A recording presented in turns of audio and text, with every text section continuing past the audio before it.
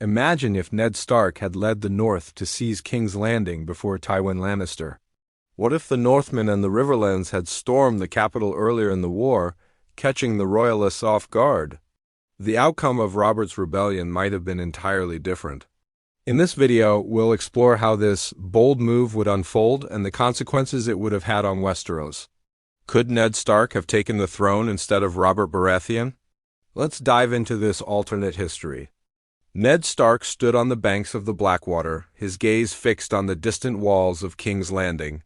The city, once a symbol of royal power, now seemed more like a fortress of shadows, its battlements manned by tired soldiers who were on the brink of collapse. Though Robert's forces had dealt a crushing blow to the royalists at the Trident, Ned knew this war wasn't over. The Mad King, Aerys II, still sat on the Iron Throne, and he was not a king who would simply surrender. His mind was troubled.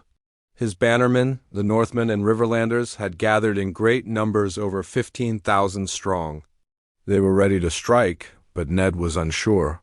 The risk of casualties weighed heavily on him. Thousands of royalists had escaped the Trident's aftermath, and many had sought refuge behind the walls of King's Landing. He couldn't help but wonder, would they succeed? Could the Northmen breach the city's mighty defenses? "Do we attack, Lord Stark?" asked Jon Umber, his face grim, eyes scanning the wall for any sign of weakness. Ned hesitated. He had seen battles before, but this would be unlike any he had ever fought. King's Landing was a different beast, and he knew it. The city was fortified with high walls, and the royalists still had powerful knights to defend them. Still, there was no time to waste. Tywin Lannister, the Lion of the West, was rumored to be marching towards the capital, and Ned couldn't afford to let him arrive and join forces with the Mad King. Gather the men. "We attack at dawn," Ned ordered, his voice firm. The decision had been made. The siege begins. The first day of the siege was brutal. As the Northmen and their allies approached King's Landing, arrows began to rain down on them from the walls. The archers on the battlements, many of whom had fled the Trident, were determined to fight.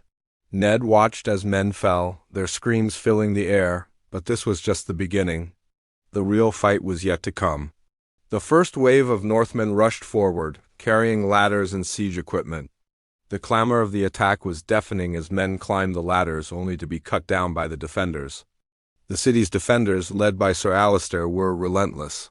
They pushed the attackers back time and again, but the Northmen did not relent. Ned watched as great Jon Umber led a charge up the wall, and for a brief moment it seemed as though they might succeed. But just as quickly as the hope had arisen, it was dashed. The defenders, under the command of Sir Alliser, rallied and launched a fierce counterattack, forcing the Northmen to retreat. The battle continued throughout the day, with both sides suffering heavy losses. Despite their efforts, the Northmen struggled to maintain any foothold. But Ned knew they couldn't stop now. He couldn't afford to let the siege stall. Without the proper siege weapons, no trebuchets, no siege towers, his forces were limited.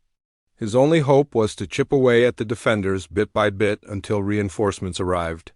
And those reinforcements were on their way.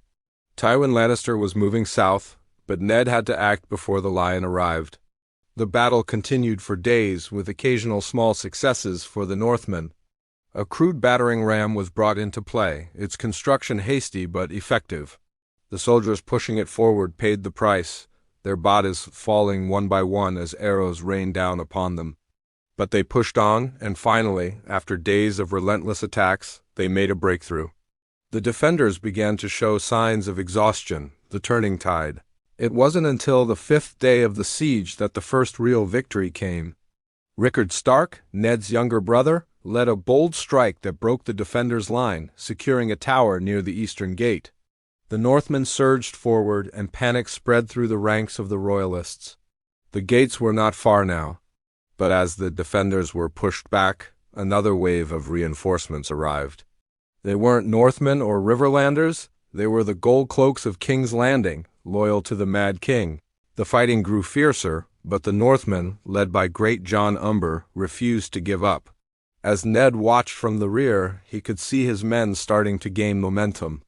Their bravery was unmatched, but their resolve was also starting to waver.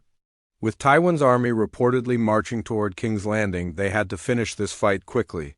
Ned's heart pounded in his chest as he watched his soldiers push forward step by bloody step. The walls were within reach. Finally, the defenders seemed to falter, and for the first time in days, there was a break in the fighting. The gates were open, and the Northmen flooded into King's Landing, but Ned knew that the battle was far from won. Ned Stark stood at the edge of the Red Keep, gazing at the city that was now under siege. His heart raced with a mix of dread and anticipation. They had made it this far, but would they be able to seize the city before Tywin arrived? Could Ned really take King's Landing and end the war on his terms? Or was this just another impossible dream? As he glanced around at his weary men, he couldn't shake the feeling that something darker was brewing. The Mad King's Fall Ned's men surged into King's Landing, their banners flying high as they overtook the city's defenses. The streets were filled with chaos, the clash of steel ringing in every corner. Ned's heart raced as he led his forces towards the Red Keep. The battle had taken a heavy toll on both sides, but the Northmen were relentless, pushing the royalists back step by step. As the Northmen breached the outer gates, Ned's mind was focused on one thing: the Mad King, the true power in King's Landing, was still seated on the Iron Throne, and despite the chaos in the streets, the war wouldn't be over until he was removed from power. He knew that this wouldn't be an easy task. Aerys too was not a man to surrender quietly. In his desperation, the Mad King had already made plans to burn the entire city rather than let it fall into enemy hands. The word wildfire echoed in Ned's mind, but it didn't stop him from pushing forward. Despite the progress, he could feel the tension rising among his men. They knew they were on the brink of achieving their goal, but they were also exhausted, and they were not sure what awaited them inside the Red Keep. As they approached the Iron Throne Room, Ned's eyes met those of his most trusted bannerman great Jon Umber, Jason Lannister, and Rickard Stark. They had seen their fair share of battles, but this was different. This was King's Landing. "Ready yourselves," Ned muttered, his voice low. "We don't know what's inside. But we will end this today." The doors to the Red Keep swung open, and what they found shocked them all. Jaime Lannister, there, at the foot of the Iron Throne, lay the body of King Aerys II. His twisted, mad face was frozen in an expression of death. His blood-stained robes clung to his lifeless body, and standing above him was none other than Sir Jaime Lannister, the Kingslayer. His sword, Oathkeeper, was still in hand, the tip stained with the Mad King's blood.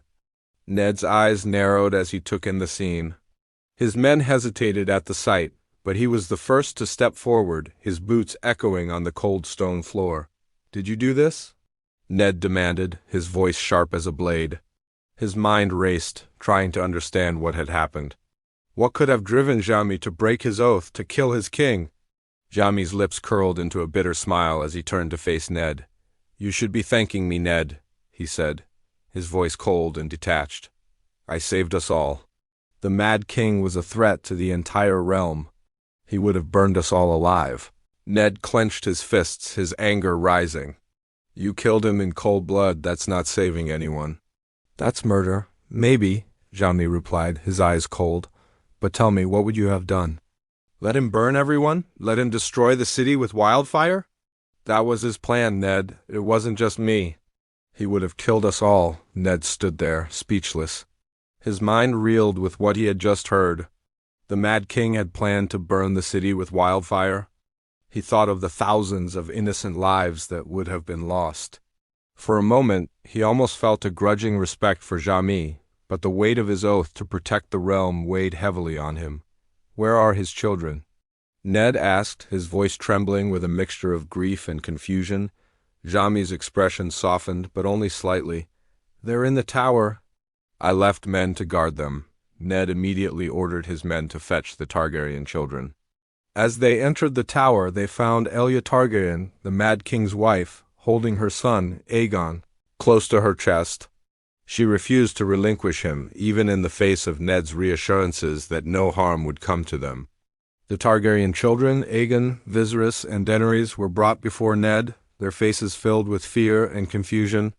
Ned looked at them, wondering what role they would play in the future of Westeros. Despite the brutality of the war, he knew that they were still innocent children, caught in the midst of a conflict that was beyond their control. The wildfire revelation. It was then that Jaime dropped a bombshell that would change everything. "They were going to burn us all," Jaime said quietly, his voice almost drowned out by the distant sounds of battle outside. Ares had stockpiled wildfire beneath the city. He was planning to use it when the siege failed. He planned to destroy the city to take everyone down with him. Ned's blood ran cold as the weight of Jaime's words settled over him. Wildfire, the very substance that had once been used to destroy entire fleets. If the Mad King had unleashed it, King's Landing would have been reduced to ashes, and there would have been no survivors. Ned turned to his bannermen, his expression grim. "We need to remove the wildfire, now, before it's too late." Jaime nodded solemnly. "I've already taken steps. The pyromancers are being rounded up, but we need to hurry. We don't know how much time we have." Ned ordered his men to gather the pyromancers and begin removing the wildfire as quickly as possible. They worked tirelessly, and though the danger remained, they had at least gained a small victory, the final showdown. By the time Tywin Lannister's army arrived at King's Landing, the direwolf banner was flying high above the city. Robert Baratheon had already begun to make his way to the capital, and the Iron Throne was waiting for him. Tywin's army, having heard of the fall of the Mad King, hesitated at the gates, unsure of their next move. When Tywin arrived, he was met with an unexpected challenge. Instead of the city falling under his control, he found himself in a city already claimed by the North. The Lannisters, who had spent so long scheming in the shadows, were now facing the reality of Robert's victory. Jaime, still bearing the weight of his actions, was caught between his loyalty to his father and his newfound loyalty to Ned Stark. The tension between the two men was palpable, but neither spoke of it openly. Instead, they focused on the task at hand, rebuilding the realm in the wake of Robert's victory. As Ned Stark stood before the Iron Throne, he reflected on everything that had happened. The North had seized King's Landing, and the Mad King was dead, but at what cost? Robert Baratheon was the new king, but Ned couldn't shake the feeling that the future of Westeros was still uncertain. The Targaryen children had been spared, but would they grow to become allies or enemies of the new realm? As the dust settled, one thing was clear: the Game of Thrones was far from over, and the stakes were higher than ever before.